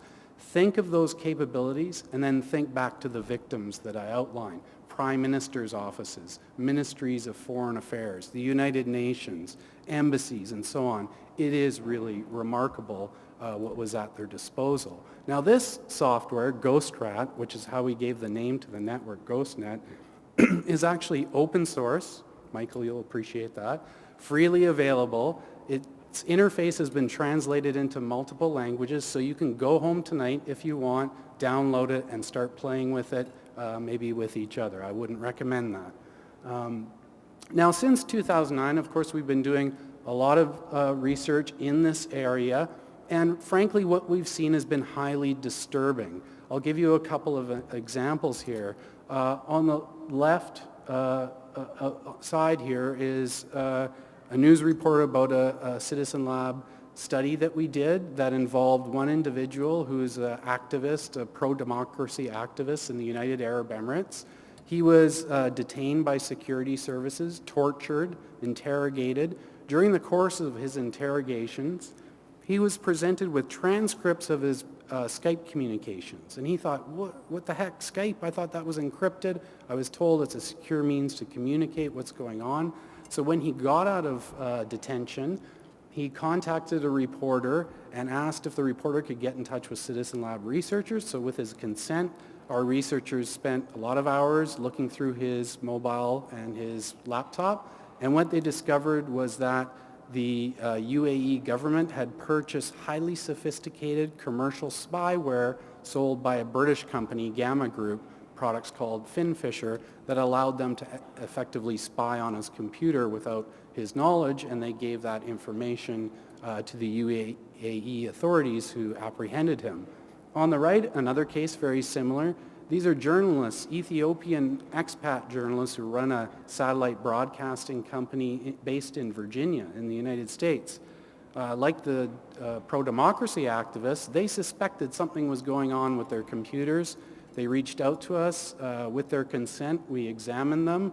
We found out that in this case, the Ethiopian government had purchased a highly sophisticated Italian spyware manufactured by a company called Hacking Team that allowed them to get inside the computers of these journalists.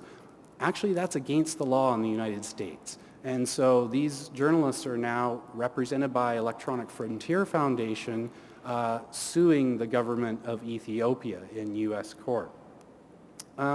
This is one of my favorite research reports that we did flowing from this type of research. So if you think about it, if you are the Ethiopian government, you purchase this type of software, highly sophisticated military-grade spyware, and you're using it to spy on human rights activists, you're essentially taking data from victims' computers. It has to go somewhere that you have access to.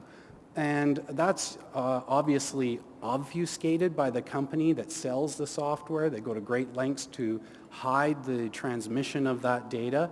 Well, our researchers spent many, many hours reverse engineering samples of the spyware, and were able to isolate essentially the handshake of the communications traffic. And then they took high-powered computers and scanned the entire internet to find the actual command and control servers of those samples of commercial spyware, and it enabled us to determine which countries were purchasing this spyware. And as you can see, it's a pretty sad picture because you have among the world's most authoritarian regimes, dictatorships like Uzbekistan and so on, using spyware sold by British and Italian European companies. After this report came out, and based on our research and others who are researching this area, international agreements were modified. Now the Wassenaar Arrangement, which is an international agreement to control the export of dual-use military-grade technologies, has been modified to include this type of spyware, something I'm very proud of. Canada is a signatory to that international agreement, and we will have to modify our own domestic laws to be in compliance with this international arrangement. We've also looked at cases around the use of this type of spyware in conflict zones, especially Syria. As you may know from the Arab Spring, and in the case of Syria, opposition groups there are very digitally empowered. They use these technologies to organize, but that can be their Achilles heel. So like in other countries, we found that the Syrian regime, other regimes in the region use this type of technology to go actually apprehend and murder opposition groups, journalists, and so on. So it's a very serious game. Last fall, we released a culminating report called the Communities at Risk Report. I wanted to spotlight it because it's one of the things I'm very proud about that our team has done recently. This was a formal study involving the participation of 10 NGOs who signed up over a 4-year period. They were given confidentiality, very much like a clinical study. As you can see, the groups range in size and region and so on. Some very large human rights organizations that everyone in the room would probably know by name. Over the course of 4 years, they shared with us samples of emails that looked suspicious to them. Some of them had their network traffic opened up to our researchers, and we put in place devices that allowed us to see what type of traffic was entering and exiting their systems. And through that, we got a good picture of the type of attacks that are facing civil society globally. And it's a very disturbing picture. Civil society organizations are being persistently attacked with highly sophisticated, targeted digital attacks undertaken by their adversaries, governments that are autocratic and repressive, and they have no capacity to deal with it. These are the same sort of attacks that you hear about all the time in the media, hitting governments, Fortune 500 companies. The big difference here, of course, is that these groups have no capacity to deal with the problem, and instead of theft of intellectual property, blueprint for some kind of new device, we're talking about possibly the loss of a human life, murder, in other words. So it's a very serious game.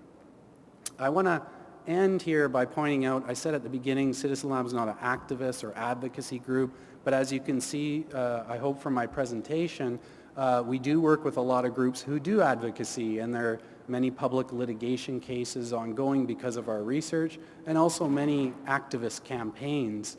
One that is very special to me, because we've worked so closely with them for so long, is the advocacy of Tibetan groups like Students for Free Tibet. And here they have this great campaign called Detach from Attachments, which sort of is a play on their philosophy, but also a very serious precautionary warning for users to be very careful when opening attachments. I'll end by saying that when you step back and you look, just in a short period of time, we've really turned our digital lives inside out. And we now, I'm sure everyone in the room carries around with them a mobile device in their pocket. We are surrounded by digital technology. It seems to be in our face all the time. But much of what goes on in and through this technology is not transparent to the user. And there is a vast physical infrastructure, a subterranean world that supports it all, of fiber optic cables, servers, computers, routers, internet service providers, internet exchange points like the one on this street here, which by the way is very close to CSIS headquarters here in Toronto for a very good reason.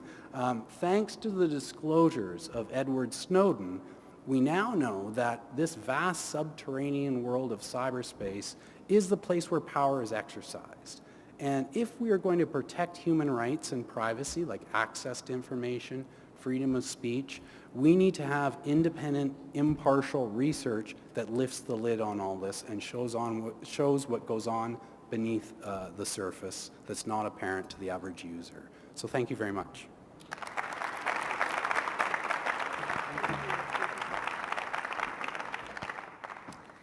Thank you very much, Ron. Ron mentioned Students for Free Tibet, and we're going to ask Urgyen now to come in. I have to tell you, Urgyen asked me earlier if dancing was allowed, and I said, there are no rules. Yes, it is.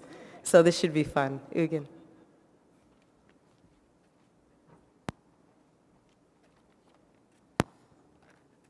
Do I just press the button, or?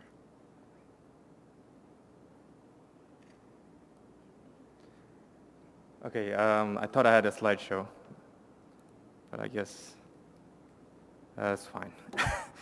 Okay, like Ron has talked about, the Tibetan movement is one that consistently faces attacks from the Chinese government. It's very concerning because a lot of our organizations, groups, community associations, we're not big on budget. We're actually a quite small population. Inside Tibet, there's maybe 7 to 8 million Tibetans, and Tibet is a huge geography. If you have looked ever at the geography of Tibet, it is a plateau region. It's called the roof of the world in expression, and communication between large spaces is crucial. It has been crucial for advocacy for Tibet. Our people were nomadic people. So just imagine, like, each community maybe had 5 families stretched across hundreds of kilometers. When mobile technology came about, social media came about, it instantly connected many of us in ways that we couldn't imagine. Suddenly, people started to advocate and be heard throughout the plateau in ways that were unimaginable before. And outside Tibet, we do a pretty good job of keeping up the advocacy. I mean, in some ways, when we found out from the report that the Tibetan groups were one of the most highly targeted groups, It is concerning in a way, but it's also something that we take pride in. Like, wow, they're really spending a lot of time to bring us down. In our culture, there's a saying, "Tab chunjung metabo," which means a small oven but a lot of heat. That's exactly what the Tibetan government is like. The Tibetan movement is like. So for me, the email examples that Ron showed are very typical. It's something I face on a daily basis. But before I talk about that, I want to kind of bring the reality to the ground. My grandfather was imprisoned inside Tibet for supporting the resistance. He died very young. He was tortured in prison. My father, after him, was shot when he was protesting in 1989 in Lhasa, which is not more than 30 years ago. So this is a really a real situation. It is not something that's made up of idealistic notions of what freedom looks like. These are reports from just this year, since January, people who are arrested for having pictures of the Dalai Lama or advocating for freedom or writing on blog posts about how they would want to change the government or how the occupation is wrong. So these are just from this year alone, and it hasn't been long into this year. The kinds of emails I receive on a daily basis, some claim to be the Prime Minister of Tibet, some claim to be part of an email string. We have this listserv called Tibet Support Groups, and they would copy exactly what a report looks like and then insert the links. Obviously, because I'm empowered by the work of Citizen Lab and others, I wouldn't click on these, but I can totally imagine my dad clicking on any of these links without a second hesitation. And what they do is really scary. Like Ron said, they can turn on your cameras, they could record your keystrokes. This is a reality that I face on a daily basis. If I don't get emails from the Chinese, these kind of emails that look to compromise the computers every month, I think something's wrong. Like, am I not doing enough work for Tibet today? So that's the reality that we live in. The reason why Citizen Lab's work is so important is because it legitimizes the threat that we face from the Chinese government and through other means. When CoastNet came out, it was huge. We were like, wow, the Tibetan movement is being affected. Tibetan groups are targeted. When Asia Chats came out, they exposed the kind of apps on mobile phones that were directly connected to the Chinese government. These things are immensely important to us because they teach us what could go wrong. I don't think that's me, but that teaches what could go wrong when you download attachments from organizations that you don't know about. And it's not just us. It's not, if I get this email and I open it, maybe I'm not going to be threatened that much, but the people that I'm connected to and the people that they are connected to. The examples I showed you of people being arrested, they're being arrested for sharing information outside of Tibet. I could know 100 people who could know 100 people who could somehow be connected, right? So it's not just who we know that are being compromised, but the people who know people we know, the far connections. So how do we turn this work into empowerment?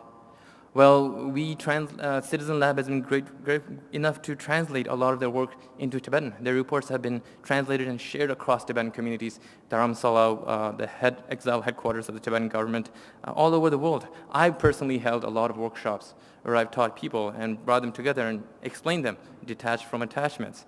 I know, it's a Buddhist saying, so let's try to simplify what it means to protect yourself on the internet.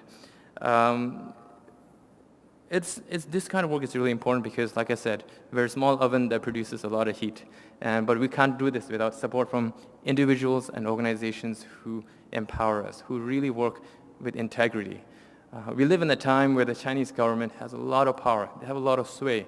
And they're getting into our schools through Confucius Institutes. They're really influencing a lot of world policy, but work like Citizen Lab stands with the Tibetan people. And that really means a lot to people like us. We don't have all that money. So Tibet Action Institute is a project of our organization, Students for Free Tibet, and they've actually produced an animation that aims to raise awareness and educate the common people about the effects of online security. I don't know how to press play on this, but maybe go next. Are you able to play the video?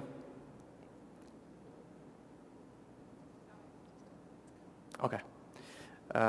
So, yeah, I want to end with this video. I hope you'll enjoy it. Thank you, Citizen Lab, and thank you, Ontario Research, for empowering small groups of people and fighting the good fight. Thank you.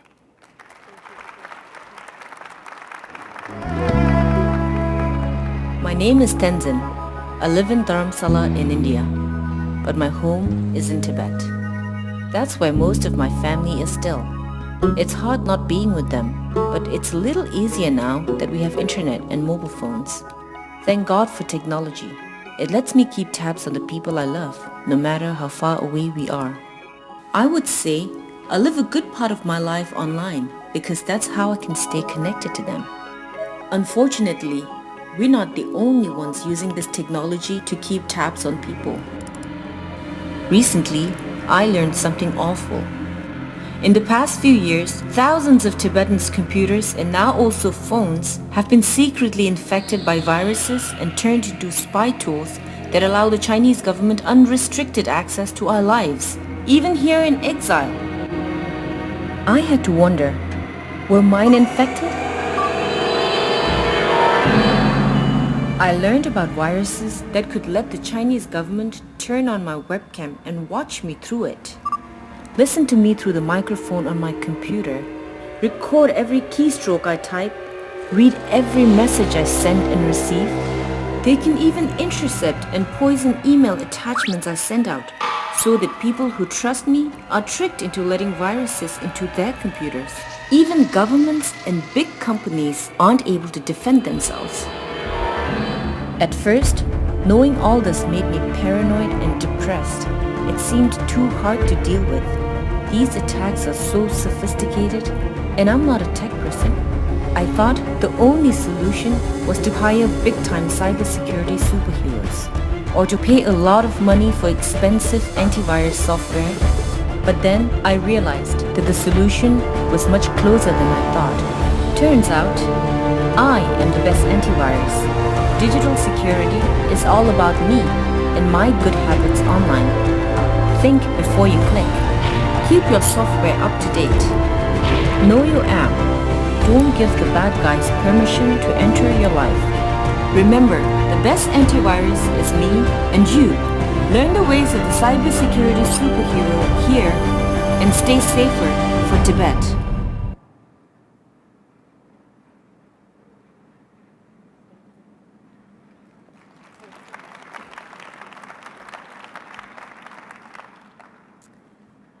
At this point, we want to lead the gentleman in a discussion. We'll go for about 10 minutes. There are a couple of common themes, a couple of words I've been jotting down as some notes as the gentleman spoke. And then we'll open up the floor and ask you if you have any questions. Hopefully, we were talking about people weighing in on social media, on Twitter. Hopefully we can gather a question or two from that realm as well. But right now, I'm going to sit back down and we'll have a discussion, and hopefully you'll join in that discussion in about 10 minutes' time.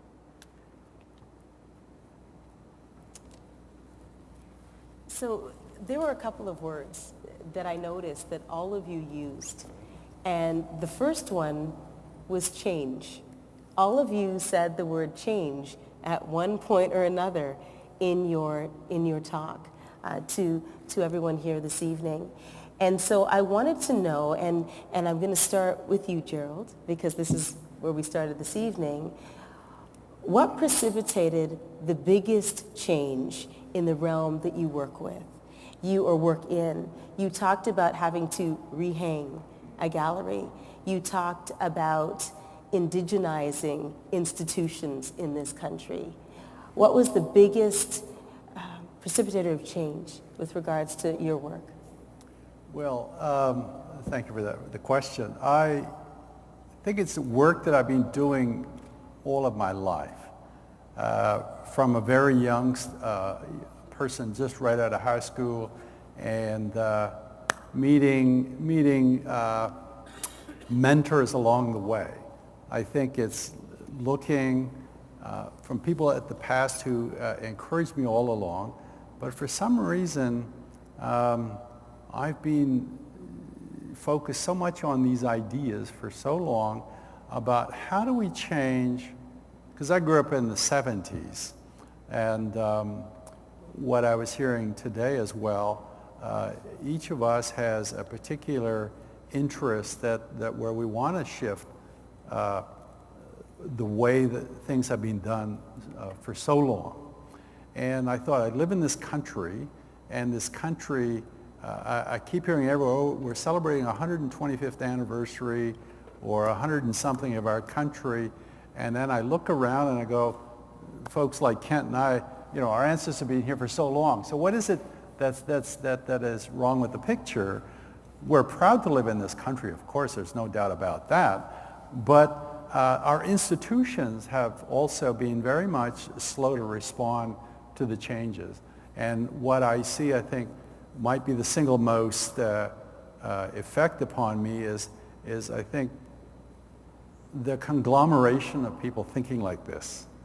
And it's not just me or someone, but you get inspired by others. And I think along the way, you find out, you start building upon that and realize that there is a critical mass soon of people that really are thinking like you, but may not necessarily be your neighbor or someone, but somebody far away. And I think that for me was the moment when I started meeting others with a like mind, and just even prior to the internet, you know, you realize you have to go to school somewhere, and I went to school in the US and realized there are people thinking like me. I was isolated in Saskatchewan, you know, I needed to go physically. Now I don't have to, you know. And I think that was the nice thing prior to that is how do you connect and interconnect with other people, like-minded people. And I think that being in a digital world today, I think is so critical to that. But in the old days, as we say, you know, that was the thing, and I needed to click on those people, and I think that's what got me going. And I was really inspired, and I think that the shift, the changes that you inspire in others has been very prominent in my life. Thank you so much. You mentioned mentors and mentees, and Kent, I want to throw this out to you because we can learn so very much and glean so very much from those who came before us. And you mentioned Gerald's impact on your life. But how has that impact, the impact of Gerald and others, changed the way you work? Well, I think, is this on? Can you hear me? If not, I'm going to give you mine. It's on. Is it on? Is it on? It's on. You can hear me? I think the impact of Gerald and others has been that they open doors. They open doors, and it's been a long process of opening doors in these institutions that have basically been like gatekeepers. They've been protecting the dominant narrative, and people like Gerald and others, we've been challenging that dominant narrative that exists in art history, that exists in the history that we all learned in school, that it was one-sided, that it told one side of the story. In all of those paintings that I've studied and looked at, I mean, we were painted out of those pictures, you know, and in many of those landscapes, people didn't even exist. So I think, you know, Gerald and many other people, you know, from our communities have, you know, done a lot of hard work to get inside the institutions, to become curators, to become museum directors, which, you know, breaks down and indigenizes those places where, you know, a First Nations perspective has been missing. And a lot of my work goes into examining, you know, objects that and paintings and images that represent that point of view and challenging it, finding problems with it, poking holes in it, and finding all of the missing narratives that you know have never really been brought forward. Yeah. Excellent response. And Michael, I want to go to you now because you talked about copyright law, but the change that social media brought about really impacted your work. So a word or two about that.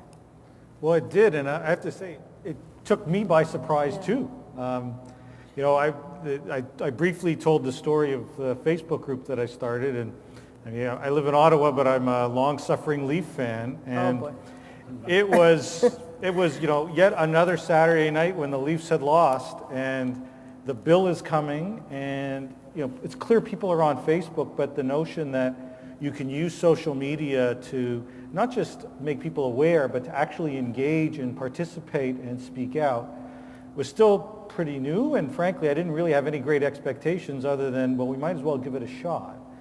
And of course, what we've seen in the intervening years is that it's become such a critical tool, and Ron referred, of course, to it as well, in the way that you can get people previously often in disparate places who weren't otherwise connected to connect. I briefly showed the slide of the Vancouver Facebook group, and I always found it rather amazing. I mean, here was a bunch of people who didn't know one another, right? They just happened to be online and happened to be concerned with copyright. And if at the time I remember taking a look, and here was a community that had found a community space to meet. They had found a bit of structure. They had an agenda. They began identifying local area members of parliament.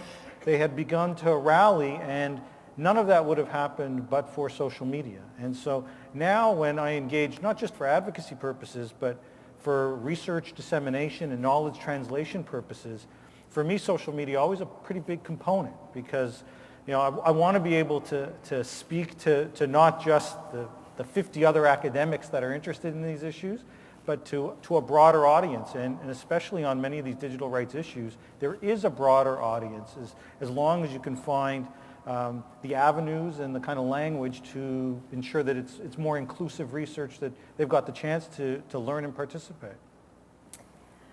Brent was nodding in agreement there, and I wonder, as a library director, and you said you have to speak to colleagues in the capacity of your job, how do you go about explaining the changes and breaking it down, the changes that are happening with respect to copyright and other things that are not so easy to understand, but how do you break that down for the various people that I'm sure should be interested in what you do? It is interesting that there's a surprising amount of incomprehension on how copyright works in terms of the licenses we pay for, in terms of what people as say course instructors, researchers, students can do with copyright protected materials. And it's not simple. It's a little bit arcane, it seems to many people who haven't become immersed in the various questions of copyright. And they eventually get it. I mean, you do need to explain why creators' rights certainly need to be protected, but why there's also rights as users, and both need to be respected, both need to be used, and in terms of our faculty, they're publishing as well, so they have a sense, they may not make a lot in royalties as academic writers, unfortunately for them, most of the time. But they understand that, yes, intellectual property is something that is valuable, and it is something that somebody has to pay for to use. But then it's my job to tell them, but there are ways that we can use it effectively. So. Thank you, Brent. To the CSI of cyberspace now. I love that line. Love it. Change is a constant when it comes to technology and just keeping up with everything in an age where we have the Edward Snowdens of the world. Is it a challenge to do just that and keep up with this ever-changing world and keep on top of it? Ron. Oh, yes, of course it is. It's part of the challenge of doing research in an area that's so fast-moving, and that's part of the character of this ecosystem that we call cyberspace. It's constantly moving and changing and adapting. I think the secret is to, and the luxury that we have, frankly, is to have a large team of people that cover different aspects of it. We're a very interdisciplinary shop. We have about 12 full-time staff in Toronto and another dozen or so worldwide that we work with, including a lot of the organizations that we collaborate with. And frankly, that's the only way to keep on top of this area, is to have people covering off different areas. And Power in numbers. yeah, and I've come to realize as I've gotten older, I think my best skill is almost like a sports team manager or a Broadway producer rather than a researcher. I can identify skill sets and put the right people together to cover off all that needs to be covered off. Well, obviously you're doing it well.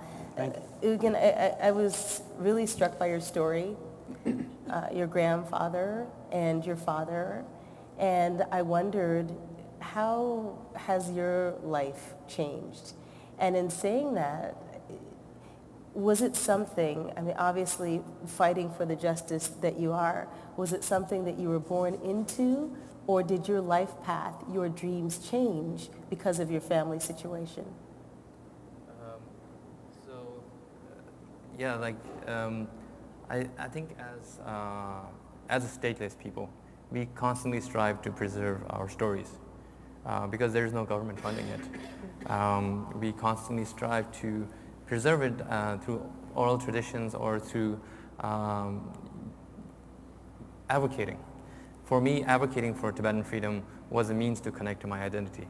It was a means to, respond to what had happened to my grandfather and my father. So,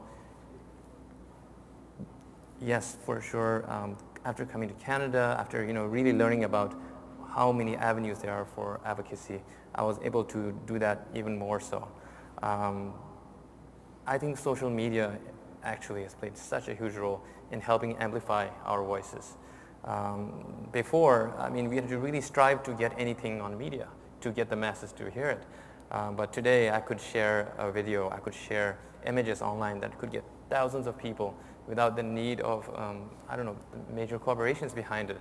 And I think social media has played a huge role there. And like I've said before, people inside Tibet are so adept at, connecting with each other. And it has made our movement so much stronger because of that. There's a saying that always resonates for me when I did my research at OCAD for the evolving design of protest. Information is one of the biggest enemies of a dictatorial regime. With social media, with the internet, information just multiplies at an exponential rate. And that's why dictatorships will come to an end. Thank you so much, Urgyen. Hope you have your questions ready. We're going to open it up to the floor. You'll see that there are microphones at either end of the room. Please feel free to walk right up and ask a question of any of our esteemed panel. Thank you so much. Yeah, you can head right over there.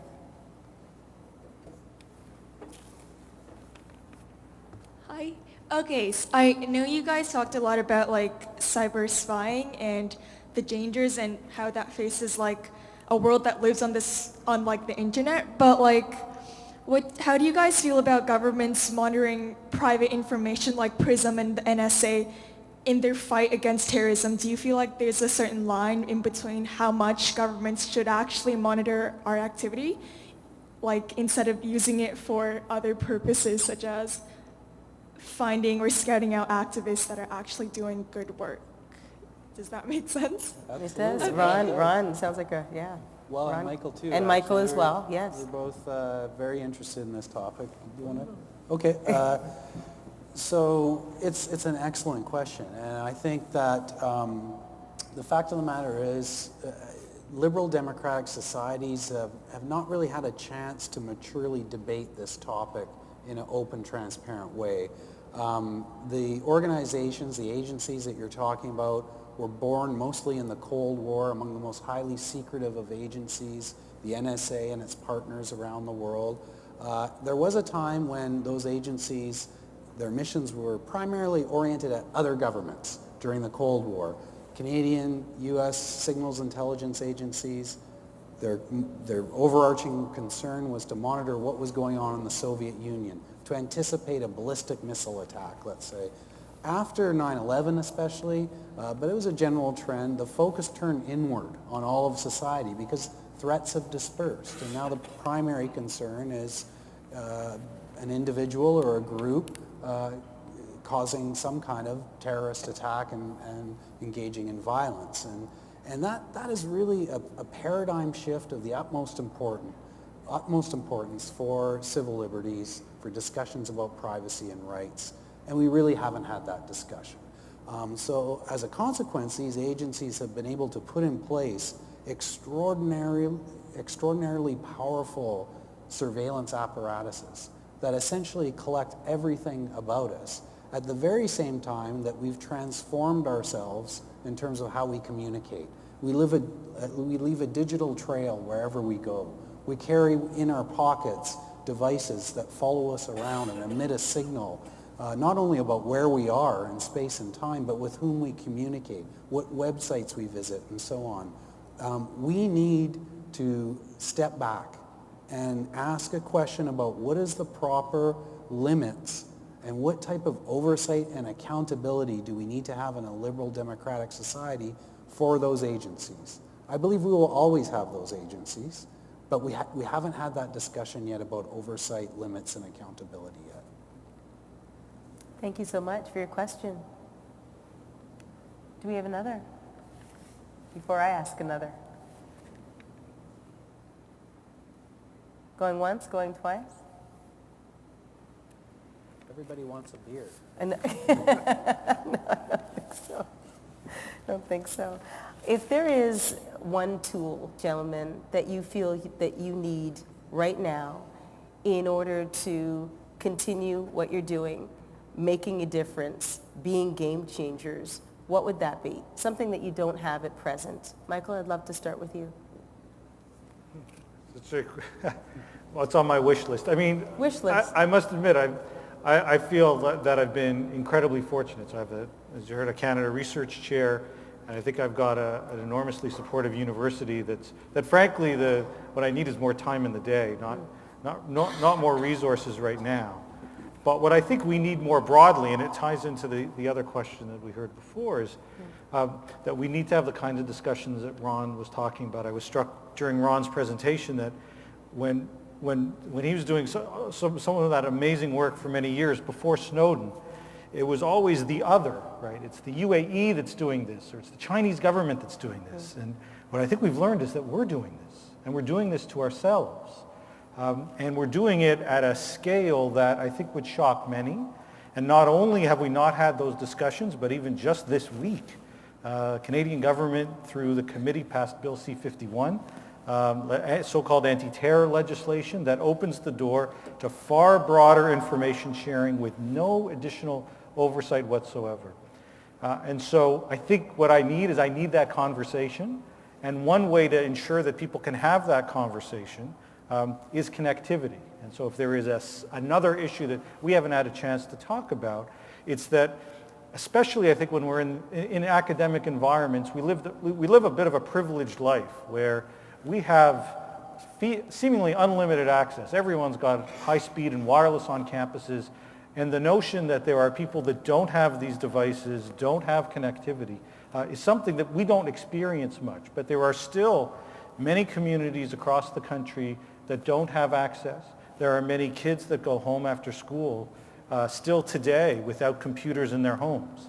And I don't understand how a kid can go to high school or middle school and not have a computer to be able to engage and be able to succeed in that environment anymore. That's still what's happening. So how are we going to succeed on these kinds of issues? I think it's to ensure that we have these dialogues and to ensure that everybody has the opportunity to participate, and we're still not there yet.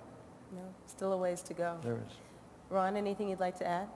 Well, that was very eloquent, and I agree with absolutely everything Michael said. I think I would, if I had a wish list, one thing that I think is important is we need to somehow address disciplinary boundaries in the university environment. I think that these act as a barrier to the type of research that needs to happen now for the problems that we face as citizens of the world, whether it's health or the environment or the ones that we're talking about concerning internet rights.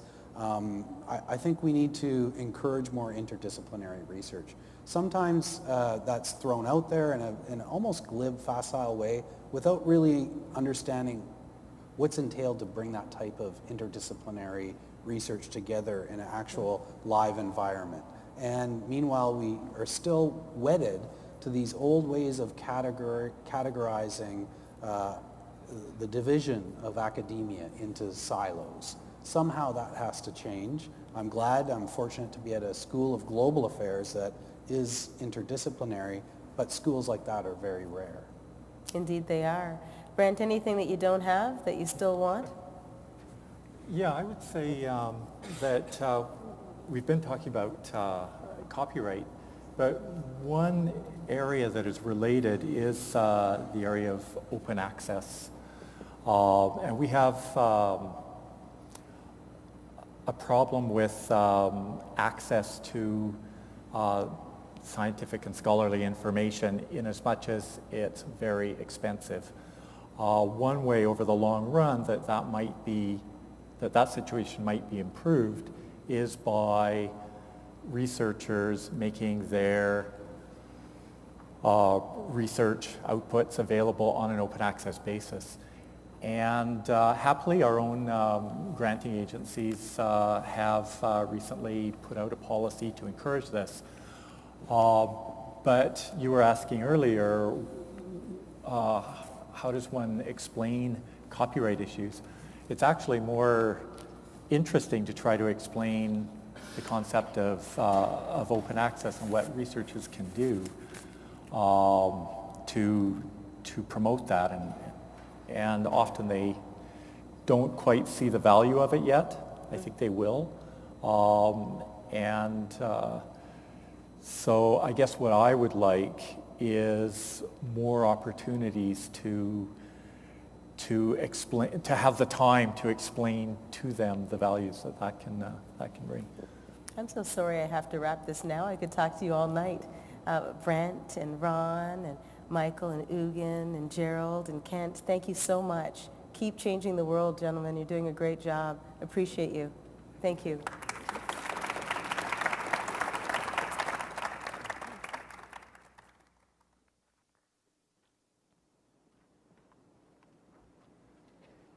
Let me add my thanks to everyone for participating. To the panelists, to Marcy, thank you for stimulating our neural networks this evening and get us thinking about the kinds of conversations that will always occur as you leave the room, and you've created a fantastic one this evening.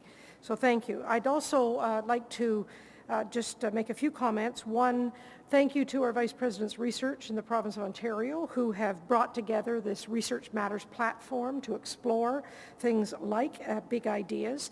The Research Matters program began about 3 years ago, and each year it changes, but we have everything from yesterday's pop-up research park at Queen's Park to this summer, a curiosity cruiser that will be traveling across the province and visiting local festivals, stimulating the opportunity in those communities to ask questions of our Ontario's researchers, and we actually get back to them with the answers. So thank you for that. The motto of that particular program, of course, is stay curious. And if you want to learn more, please be sure to visit the website yourontarioresearch.ca. Tonight's discussions certainly demonstrate the quality of research and thinking, big thinking that is going on in but a tiny snapshot of our university activity. And it turns out that we've been pretty busy in our environments over the last 100 years. George Dixon, in kicking off tonight's panel, talked about Ontarians getting this chance to vote on 50 historic game-changing discoveries at Ontario universities. And so we hope that all of you here will take the time to participate in that program. I also think it's remiss if we don't thank the Government of Ontario for its ongoing commitment to supporting research excellence in this province, whether it's through the Ontario Research Funds or through the $25 million they invested to endow 13 Ontario research chairs. Today's event wouldn't be possible without that support, and of course that's matched and often supported by the federal government for their continuing commitment to university through the university research through SHRC and NSERC, CHI, it's an alphabet soup, CFI, I could go on, many more, but it's really important that we acknowledge that, and the Canada Research Chairs program has been a game changer in the context of the intellectual development of our country. So thank you to our partners, the Federation for Humanities and Social Sciences, and to Virtual Researcher on Call. Without you, we wouldn't have a kind of interesting couple of days together. On behalf of all of Ontario's universities, thank you for being with us this evening. Tomorrow morning, poster sessions open at 8 a.m. Everyone is welcome. The sessions begin at 8:30. There are panels, there are breakout sessions, there are armchair sessions like this evening on aging tomorrow, and of course over lunch we'll get a chance to talk to each other. So thank you everyone, travel safely this evening, and again thank you to our panelists and to Marcy for doing such an extraordinary job this evening. Thank you.